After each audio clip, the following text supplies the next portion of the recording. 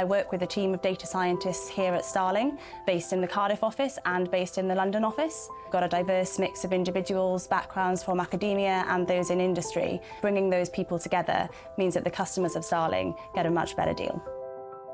Over the last few years, we've seen enormous growth. Alongside that growth of our customer base, we've needed to hire more people to help us to serve those customers.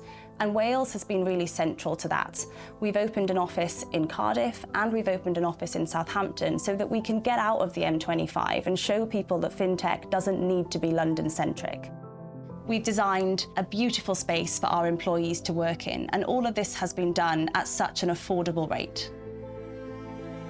I was born and bred in South Wales, so I was always acutely aware of the vibrant analytics community that existed here. And for that reason, I was so keen to build a data science hub. We've been able to tap into a wealth of talent in the local area and beyond. Not just university students, but also established talent that has been working in industry and has expertise that your business can benefit from. Our relationship with the Welsh Government has been extremely positive. They've been very supportive in all of our efforts to date.